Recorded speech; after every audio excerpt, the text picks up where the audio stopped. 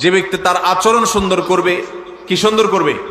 আখলাক সুন্দর করবে, তার আচরণটা মধুর মতো হবে, তার কথা থেকে মধু ঝরবে, সবাই তার থেকে মিষ্টতা অনুভব করবে, তার কথার মধ্যে কর্কশ ভাব থাকবে না, বেয়াদবের মতো আচরণ করবে না, অহংকারের মতো আচরণ করবে না, ঝগড়াটে স্বভাবের হবে না, বিনয়ী হবে, বিনম্র হবে, মাটির দিকে চেয়ে চলবে। সে যখন হাঁটে তখন মনে হয় যে মাটিতেও টের পাচ্ছে না। কারোর সাথে ঝগড়া হলে আস্তে করে মাথাটা নিচু করে সে সেখান থেকে চলে যায়।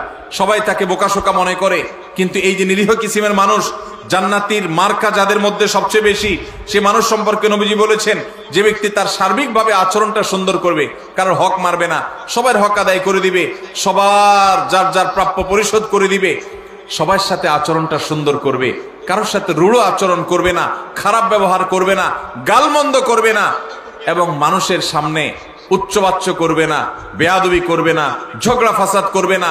আখলাককে যে সুন্দর করবে, আচরণ যার ভালো হবে, যার অমায়িক আচরণে এলাকাবাসী সবাই বলবে হ্যাঁ লোকটার আচরণ অমায়িক।